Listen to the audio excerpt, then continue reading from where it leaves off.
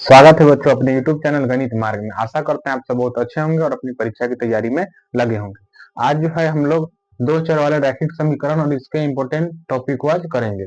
इससे पहले हमने दो चैप्टर कर चुका है जिसका नाम था बहुपद और वास्तविक संख्या। उसके इम्पोर्टेंट टॉपिक और इम्पोर्टेंट क्वेश्चन को हमने पढ़ चुका है। आज है दो चर वाले रैखिक समीकरण जो है इसका हम लोग इम्पोर्टेंट टॉपिक को करेंगे, जिससे प्रश्न आते हैं और इम्पोर्टेंट क्वेश्चन हम लोग कल करेंगे। और ये जो सीरीज है इसका नाम है उड़ान सीरीज। और इस सीरीज जो है इसमें इसी सीरीज में सभी वीडियो अपलोड किया जाता है। और आप नए छात्र हैं तो वहां से जाकर अपना जो है मैथ को मतलब सुधार सकते हैं, वहां से जाकर मैथ को पढ़ सकते हैं। और ये 2026 का जो एग्जाम सामने है उसके पर्पज से ही ये सीरीज चलाया जा रहा है। चलिए दो चर वाले रैखिक समीकरण आज जो है अपना जो है अध्याय चैप्टर है, इसको हम लोग समझते हैं। शुरू में जान लेते हैं कि इसका अर्थ क्या है। दो चर यानी चर की संख्या दो होगा। चर राशि अचर राशि हमने बहुत अच्छा तरीका से बता चुका है कि चर राशि क्या होता है, अचर राशि क्या होता है। तो चर राशि जो है एबीसीडी का अक्षर जो है चर राशि कहलाता है। तो चर राशि यानी कि इसमें कम से कम चर की संख्या दो होगा। रैखिक समीकरण कहने का आशय कि वो होता है जिसमें हम कह सकते हैं कि घात एक हो। बहुपद में हमने बताया था कि बहुपद जो है ना दो प्रकार के होते हैं, पद के आधार पर, घात के आधार पर। तो घात के आधार पर हमने पहला बताया था एक रैखिक बहुपद या रैखिक बहुपद कहिए या एक घातीय बहुपद उसको कहिए। तो हम लोग जो है आज जो है दो चर वाले रैखिक समीकरण को समझेंगे, यानी चर की संख्या में दो होगा। इसका जो व्यापक रूप होगा दो चर वाले रैखिक समीकरण का, यानी किस रूप का हो सकता है, किस रूप का हो सकता है देखिएगा। तो इसका जो रूप होता है ना, इसमें दो गो समीकरण होता है, दो गो समीकरण होता है तो दोनों का अलग अलग व्यापक रूप होगा। a1x plus b1y plus c1 बराबर में 0। और दूसरा होता है a2x plus b2y plus c2 बराबर में 0। ये इसका होता है व्यापक रूप दो चर वाले रैखिक समीकरण का। पहला समीकरण के लिए a1x plus b1y plus c1 बराबर में 0 और दूसरे के लिए होता है a2x plus b2y plus c2 बराबर में 0। इसमें कुछ ज्यादा इंपॉर्टेंट टॉपिक है नहीं, पर प्रश्न बनते हैं। इसमें प्रश्न बनते हैं कि कोई समीकरण दे देगा, कहेगा दो कोई दे देगा दो चर वाले रैखिक समीकरण, और आपसे कहेगा क्या कि आप जो है इसको विलोपन विधि, प्रतिस्थापन विधि, वज्रघन विधि, चाहे ग्राफीय विधि से इसका हल करे और मान निकाले। तो जो है ना मान निकालते हैं तो उसमें जो है कुछ ना कुछ उसके गुण धर्म आते हैं। जैसे मान लीजिए कि कोई हो सकता है रैखिक समीकरण का मान जो है मान लीजिए कि एक समीकरण जो है उसमें पहला जो रेखा खींचा गया दूसरे रेखा के समांतर है, तो क्या कहलाएगा, कौन संगत होगा कौन असंगत होगा। तो ऑब्जेक्टिव के पर्पज से बहुत ही इंपॉर्टेंट है। तो जो है दो चर वाले रैखिक समीकरण में इसके तीन प्रकृति बनते हैं, तीन प्रकार के हल होते हैं, तीन प्रकार के इसके हल बनते हैं। ध्यान रखिएगा, बहुत अच्छे तरीका से हम लोग इसको समझने का प्रयास करेंगे। पहला जो होता है इसमें ध्यान रखना है कि पहला क्या तरीका होता है। पहला तरीका होता है कि मान लीजिए समीकरण जो सॉल्व करेंगे ना, तो मान लेते हैं कि हम यहाँ लिख देते हैं कोई एक समीकरण देते हैं 2x प्लस 3y प्लस 6 बराबर 0 और दूसरा समीकरण दे देते हैं 3x प्लस 3y प्लस 2 बराबर 0। और आपसे जिसमें मतलब पूछा जाए कि बताइए कि ये जो है समीकरण इसके कितने हल होंगे, एक हल होंगे, अनंत हल होंगे, या कोई हल नहीं होगा। तो इसके लिए जो है ना या तो हमें समीकरण हल करके देखना होगा मान निकल रहा है कि नहीं, और नहीं तो आप जो है ना इसके गुण धर्म यानी प्रॉपर्टी से हम लोग इसको बता सकते हैं कि ये किस प्रकार का समीकरण होगा, इसके कितने हल होंगे। तो वो जो है उसका पहला है, जैसे मान लीजिए को हो सकता है उसमें कि a1 बट्टा a2 का मान बराबर नहीं है b1 बट्टा b2 के। ध्यान क्या रखिएगा कि a1 बट्टा a2 का मान बराबर नहीं है b1 बट्टा b2 के। ये पहला प्रॉपर्टी है, यानी कि इस प्रकार में समीकरण में हल निकल सकता है। तो इसका मतलब क्या, यानी कि इस प्रकार के समीकरण आएगा, जैसे कि अभी हम लिखे थे, मिटा भी दिए, समीकरण था 2x प्लस 3y प्लस मान लीजिए कुछ देते हैं 6 बराबर 0, आगे लिख देते हैं 3x प्लस 3y प्लस में यहाँ लिख देते हैं 4 बराबर 0। तो a1 ये होता है a1 का मान, ये a1 का मान, ये b1 का मान और ये c1 का मान, ये होता है a2 का मान, ये होता है b2 का मान और ये होता है c2 का मान। यानी कि इसमें मान रखे हैं, देखिए a1 का मान कितना है 2, a2 का मान कितना है 3, बराबर नहीं है, b1 का मान कितना है 3 और B2 का ही मान कितना है 3। क्या बताइए 2/3 3/3 के बराबर होता है? नहीं होता है। यानी कि जब इस प्रकार के अगर कोई मतलब इसके प्रकृति में यानी इस प्रकार के रूप का अगर कोई समीकरण बन रहा है तो इसके लिए पहले से ही क्राइटेरिया डिसाइड कर दिया गया है, फिक्स कर दिया गया है कि ये समीकरण के इतने हल होंगे। ये मतलब हो सकता है कि या तो समांतर हो, संपाती हो, एक और जो है समांतर संपाती हो या प्रतिच्छेदी हो सकता है संगत होगा कि असंगत होगा, तो ये सब पूछ सकता है। तो आप जो है इस बात को बारीकी से समझिएगा। अगर समीकरण A1/A2 बराबर नहीं है B1/B2 के, इस प्रकार के जो समीकरण है तो जो है ना इसके एक हल होते हैं, एक हल होते हैं, एक हल होते हैं।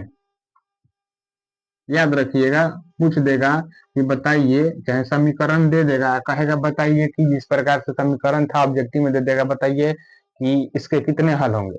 तो आप जो है ना चेक कीजिएगा इस सूत्र पर, और इस पर अगर बैठ रहा है, इसको संतुष्ट कर रहा है तो आप समझिएगा कि इसके एक हल होंगे। क्या?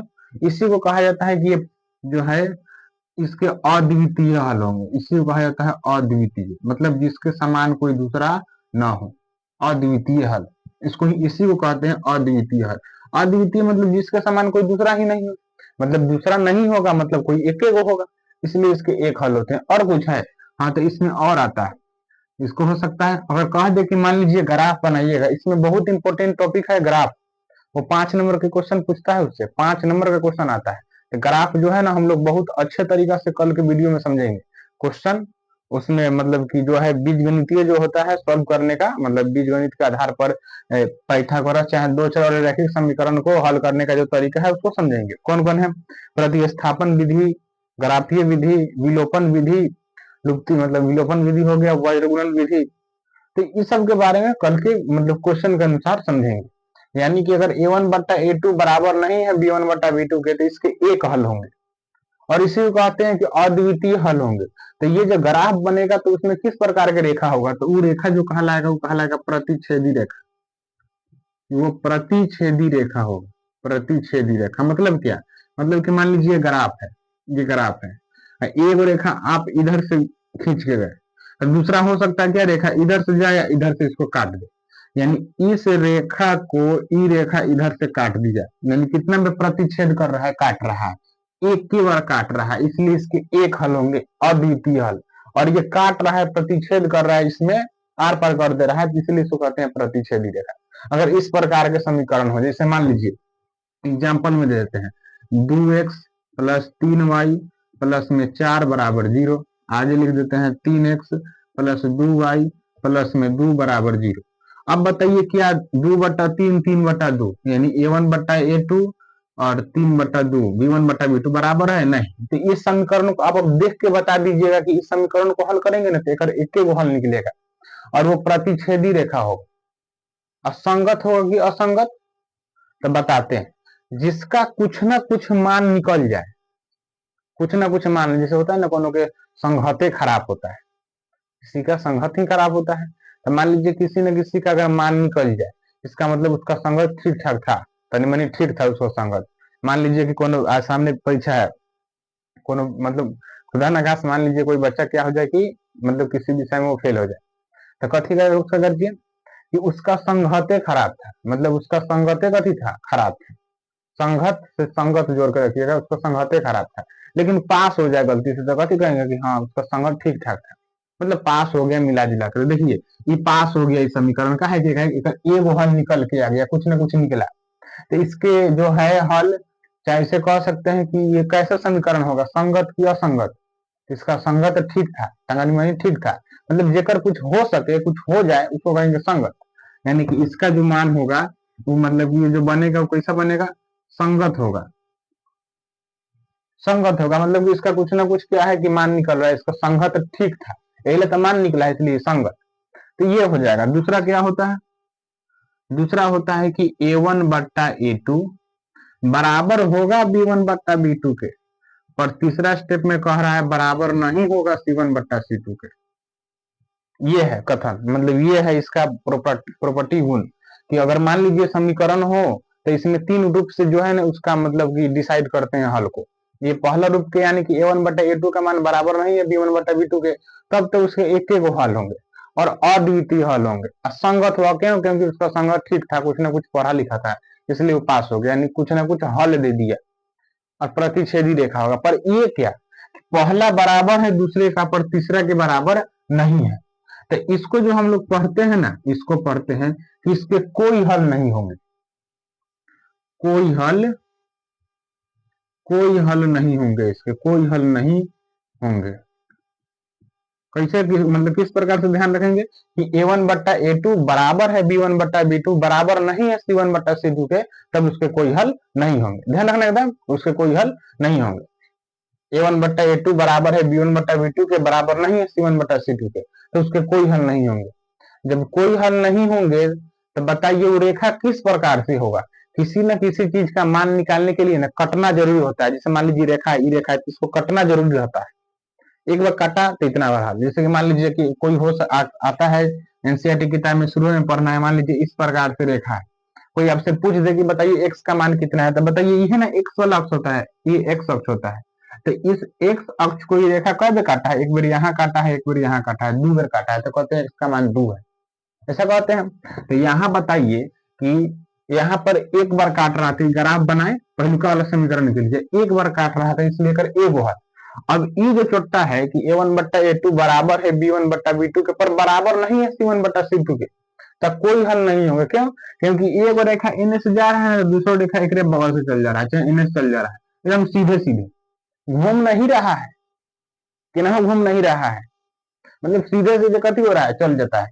तो मान लीजिए स्कूल स्कूल से छुट्टी हो, कोचिंग से छुट्टी हो, तो लेकर सब चल जाता है ना, घर में रहता है चल जाता है, नहीं करी तो चल जाता है, नहीं करी, मतलब ये जो है इसके कोई हल नहीं होंगे, सीधे सीधे चल जाता है। इसको अगर ऐसे गया है, वो ऐसे घूम के चल जाता है, काट देता है, तो कहते हैं हाँ इसके हल है, पर कटवे नहीं गया, सीधा सीधा जा रहा है। जब सीधा सीधा जा रहा है मतलब ई रेखा इन्हें गया, यो रेखा ऐसे ही निकल गया, तो ये कहती है समांतर है, समांतर रेखा। ये प्रतिच्छेदी नहीं बनाएगा, क्या बनाएगा, ये बनाएगा समांतर।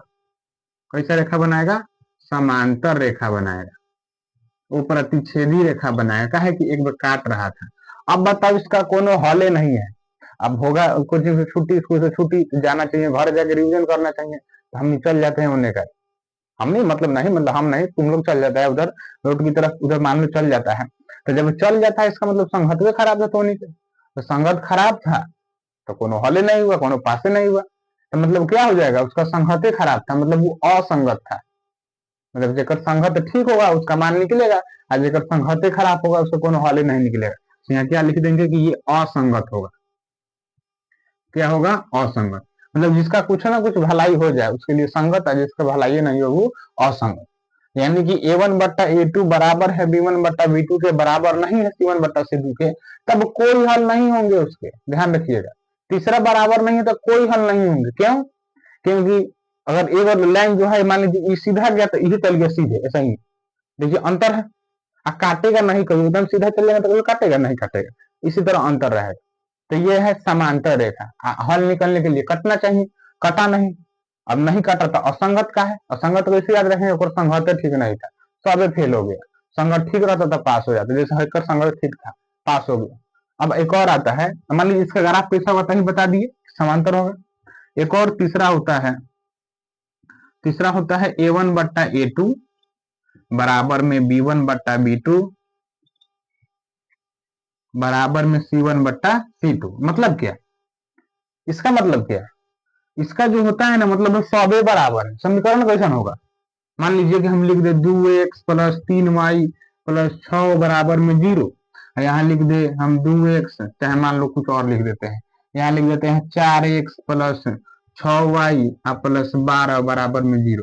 इसको काटिएगा a1 बट्टा a2 2 बट्टा 4, ये 3 बट्टा 6, b1 बट्टा b2 c1 बट्टा c2 6 बट्टा 12, तो 2 दूनी 4, 2 3 दूना 6, 6 दूनी 12, यानी सब में 1 बट्टा 2 बराबर 1 बट्टा 2 बराबर 1 बट्टा 2 आ रहा है, सभी बराबर है, सबका संगत ठीक है। इसमें जो है ना जब सब बराबर होगा तो उसको कहेंगे कि अनंत हल होंगे उसके। कितने हल होंगे, अनंत। काहे अनंत होगा, कहेंगे सबको संगत ठीक था, पढ़ रहा था सब। अनंत कैसा हल होगा, एक पहलुका वाला में एक ही बार काट रहा था रेखा, तो एक हल, और दूसरा तक काटिए नहीं रहा था। तीसरा जो है ना, तीसरा ऐसा चोटता है, तीसरा ऐसा है मान लो, और छोटा कभी समझदार ले जाए, ऐसा है कि मान लो कि एगो रेखा अगर ऐसे गुजरा ना, मान लो कि ऐसे गुजरा एगो रेखा ऐसे, तो कौन दोस्तवा सब जो होता है ना, एगो जैसे होगा क्लास में एगो पढ़ने वाला लड़का, अब पीछे पीछे ओकरा जो बढ़िया होगा उधर ले रहेगा कि एकरा जोरे जोरे रहेंगे तो पास हो जाएंगे। अगर ई ए लेखन चलेगा ना तो इहो ए सही चल देगा, यही पर एकदम चल देगा, इहे लाइन पर ई चला, इहो यही पर लाइन चल देगा। मतलब उ जौन रास्ता पर जाएगा हम वही रास्ता पर जाएंगे। मतलब कि पहला रेखा को दूसरा रेखा अनंत बार काट रहा है, ऐसे चला, अब फिर यहाँ से शुरू हुआ, मतलब यहाँ से शुरू हुआ चलना, तो मतलब काटते जा रहा है, उसको अनंत बार काटते जा रहा है, तो अनंत बार काटेगा। मतलब कहने का से क्या कि इस प्रकार के समीकरण अगर तीनों बराबर हो तो इसके अनंत हल होंगे, कहेंगे अनगिनत हल होंगे, अनंत हल होंगे। काहे कहीं हर जगह काट रहा है, अनंत हल होंगे। अब ये कैसा होगा, समांतर रेखा तब था कि ये जा रहा था नहीं, यह चल गया नहीं। प्रतिच्छेदी कैसा, इधर से जा रहा था, इधर से काट के चल गया, तो प्रतिच्छेदी एक बार काट दिया। अभी अनंत हल होगा तो कैसा होगा, ये होगा संपाती रेखा। कैसे रेखा, संपाती, ये होगा संपाती रेखा। अभी संगत होगा कि असंगत होगा, खुद बताओ सोच के, संगत होगा कि असंगत होगा। ये होगा संगत, काहे जी सबको संगत ठीक था, आइला इसका मान निकला, सब पास हो गया, मतलब संगत सबके ठीक था, तो ये हो जाएगा संगत। क्या हो जाएगा, ये संगत हो जाएगा। तो ये तीन गो जो है दो चार रैखिक समीकरण का व्यापक रूप है, और जो भी समीकरण होगा उसके तीन गो जो है प्रकृति समझिए भी होता है, इसी तीन गो पर वो सेट होता है क्वेश्चन। इस प्रकार के सेट होगा, मतलब a1 बटा a2 बराबर नहीं है b1 बटा b2 के, तो कर एगो हल प्रतिच्छेदी रेखा संगत कहलाएगा। उसके बाद जो है कि दो को बराबर है, तीसरा बराबर नहीं है, तो कौनो हल नहीं, कदा सब है। समांतर रेखा असंगत, का संगत ठीक नहीं था, और सब बराबर है, अनंत हल होगा, मतलब सब पास हो गया, इसका मतलब कि संगत ठीक था, वो हो जाएगा संपाती रेखा। कैसा लगा इसको, मतलब देखिए इसको समझिए। आगे जो चलते हैं, आगे है इसी में, और यही है समझिए था, इसी पर क्वेश्चन जो है अब तुर तुर कर दिया गया है। अब जो है ना कि हम लोग जो है आगे पढ़ेंगे, आगे जो है वो है क्वेश्चन जो है ना उसको बनाने का तरीका, कितने प्रकार से क्वेश्चन को क्या किया जा सकता है, बनाया जा सकता है। तो क्वेश्चन को बनाने का तरीका को समझिएगा। इसमें जो है ना हम लोग जो है पहला तरीका पढ़ेंगे, बीजगणितीय रूप कह सकते हैं उसका, जिसे बनाने का पहला हम लोग पढ़ेंगे ग्राफीय विधि, ग्राफीय विधि। दूसरा पढ़ेंगे विलोपन विधि, विलोपन विधि, विलोपन विधि। तीसरा क्या पढ़ेंगे, प्रतिस्थापन विधि, प्रतिस्थापन विधि। फिर चौथा क्या पढ़ेंगे, चौथा पढ़ेंगे हम लोग वज्र गुणन विधि, वज्र गुणन विधि।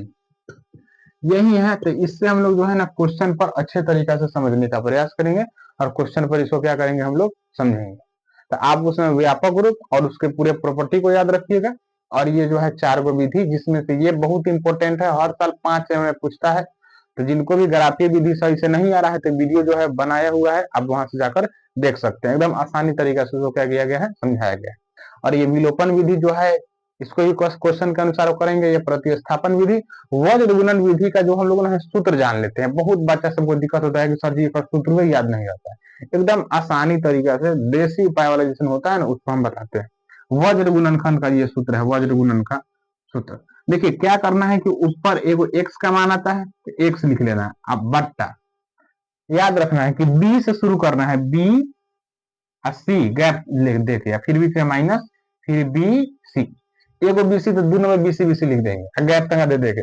फिर यहाँ बराबर का चिन्ह दीजिएगा, उसके बाद फिर वाई, मतलब एगो एक्स का मान निकल के आता है वो वाई के, फिर बट्टा।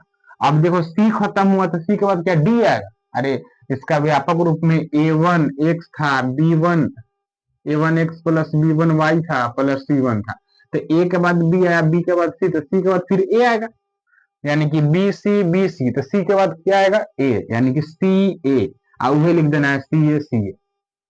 कैसे याद रखिएगा, सी खत्म हुआ तो सी के बाद फिर सी से शुरू होगा, सी ए, इसके बीच में माइनस का चिन्ह, अब बराबर लास्ट में एक, अब बट्टा में एक लिखना ध्यान रखिएगा, बट्टा में कितना है, ए पर खत्म हुआ है तो A B minus A B. अब इस सब में जो है ना दो गो संख्या याद रखिएगा, 12 21। पहला इसमें 12 और फिर यहाँ पर 21, फिर 12 फिर 21, 12 21। यहाँ क्या करना है, बैठा देना है। ये हो गया वज्र गुणनफल का सूत्र। देखिए कितना आसान है, एकदम आसानी तरीके से याद रखना है। एक्स लिखना है, बीसी से शुरू करना है, बीसी बीसी, सी पर खत्म हुआ फिर वहीं से सी ए पर खत्म हुआ फिर वहीं से ए बी 12 21 12 21 12 21 लगा देना है। ये जो है याद कर लीजिएगा इसको बहुत आसानी तरीका से। अब जो है यही विधि जो है हम लोग क्या करेंगे, पढ़ेंगे कल।